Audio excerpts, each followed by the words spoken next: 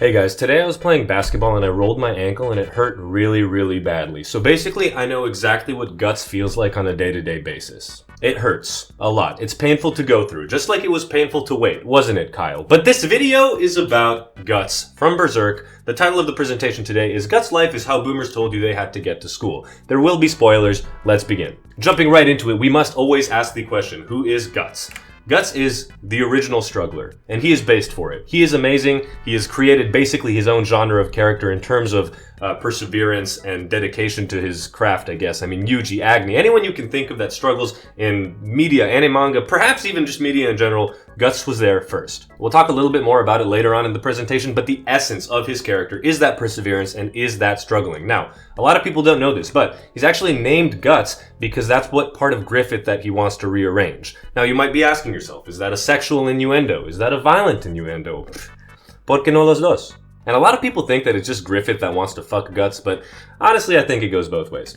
But he has hard-ass manga panels, some of the most goated that I've seen in any piece of manga, even piece of media, perhaps. Which makes sense, because really you'd only see manga panels in manga. But anyway, here I've selected two. The top one should basically be the logo for Berserk, and the other one is something that I always thought was really cool. Throughout this presentation, you're going to see a lot of really cool panels. Now, like a lot of really attractive people, he has a stalker. The plug is a little weird, but he's chill. He's honestly my favorite character, Skull Knight. Pretty dope, a little yandere if you really think about it, but overall, good writing. And I'd really like to know way more about him, but you know, Berserk will never be done. I mean, the dude pulls up at the most convenient times for Guts. Really, if you want to join the roster, just ask. I'm sure Guts would love to have you, dude. Now, Guts is known for being a swordsman, but he's not a real swordsman, because he fucking uses a ranged weapon. Can you see Fraudhawk or Rat-Faced Shanks using anything other than swords and hockey?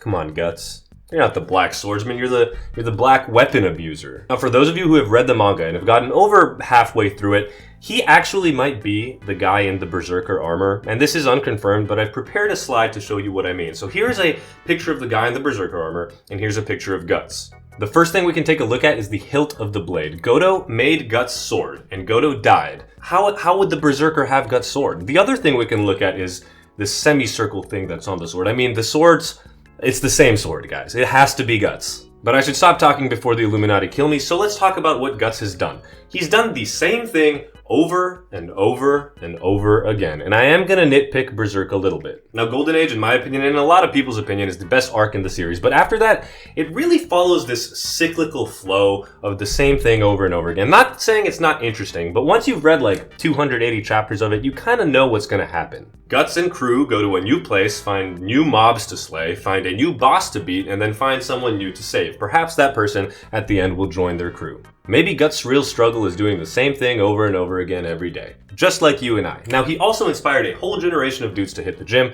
Obviously, unobtainable physique. Maybe he inspired a whole generation of girls to hit the gym. Perhaps obtainable physique for them. But man, body dysmorphia goes hard. Now, if you've watched anime or read manga, you often know that there are beach episodes within serious arcs. And honestly, Guts has the best and hardest beach episode out of any anime. Honestly, this shit was awesome, dude. It felt like non-filler. It felt like a real part of the story. Now, he also changed the sword game in a really dope way. Guts is a swordsman. He's a weapons merchant, as we've established. But Guts' sword, the sound effects aren't the regular, like, shink, shink. They're fucking clangs, dude. I mean, this shit isn't a sword. This is just a, as they say, hunk of metal. And I'm glad that they mentioned that in the series, because there's no way you can call this thing a sword. There's no way you can call Guts a swordsman. This thing is just pure, unadulterated, raw iron slicing and clanging your flesh. Unfortunately, though, Guts also made parents think that their children are into demon rape hentai. I hope that you have never been reading Berserk and had someone look over your shoulder at what you're reading. We can kinda let it slide because it's a seinen and not a shonen, but man, some of those panels are fucking uncomfortable. You know if you know. Now, he also amassed a group of some cool and some really annoying characters. I'm not gonna say who I think is annoying. It's Puck. I think Puck is really fucking annoying. But Farnese, Isidro, Casca, Serpico. There's some interesting characters there. Some of them, Puck and also Casca, are annoying, but we let it slide because Guts likes them and we like Guts. Did I say like? I meant love. Why do we love Guts? Because he's relatable in his own way. Kind of. Like I mentioned, I relate to his pain because I just sprained my ankle. And a lot of you guys, myself included, relate to him because every Monday morning feels like the eclipse. Right after your iPhone alarm goes off. We're just all strugglers going down our own path in life. But I really do want to say he's relatable in his own way because no matter what kind of obstacles present themselves to him, he overcomes them. And that's kind of something that we should aspire to be in general. Like I said earlier, he's just dope as fuck. His armor's cool. The potential Berserker armor's cool. His sword is cool. He changes the game. He set the standard for a lot of anime manga. Muira did a really good job creating a character that many people love and have heard of, even if they don't know anything about the anime or manga. Now, something that's really important to me to find in a friend is loyalty, and he's extremely loyal. I mean, he would walk through hell for his homies. In fact, he literally has. Except for when, Griffith was chained and had a metal thing on his head. He was fucking around in tournaments, beating the shit out of random nobodies.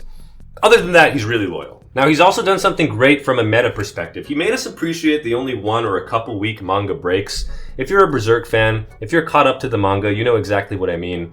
Will the manga be finished? Probably not. But hey, 1 week breaks aren't so bad, huh?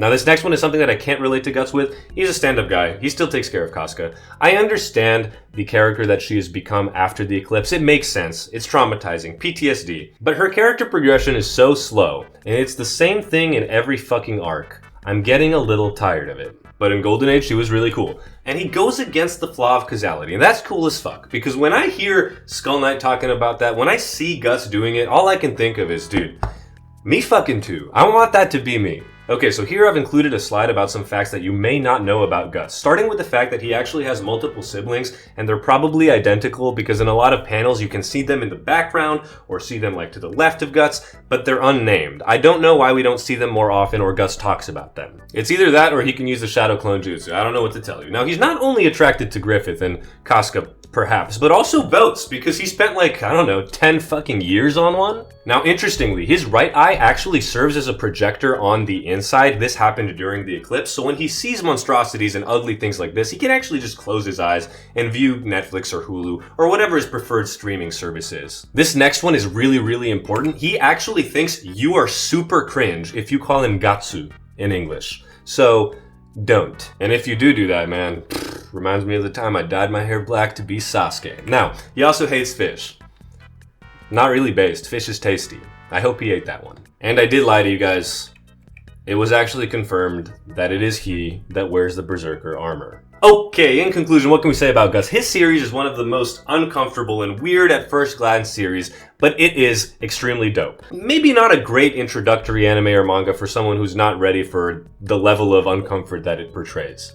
Now, he also has a pretty big sword, and he lets you know it, and I would do the same thing if I was rocking anything other than my usual 8-inch weapon. Came up with that on the fly, not sure if I should leave it in, but fuck it, we ball. Now, he's also competing with the Hunter x Hunter cast to see who can finish the story slower, which really fucking pains me because I want to see the end of all of these characters, and I think there is a high likelihood that it never happens. However, if it did happen, the final chapter might actually be Guts Griffith. Notice I didn't say Guts X Griffith, just like I don't say Hunter X Hunter, because if you do that, listen up, you're cringe. Yes, I'm talking to you. You know exactly who I'm talking about. We just had this conversation. And also anyone else who says that, I guess. But last but not least, he is a badass, and he set the standard for badassery.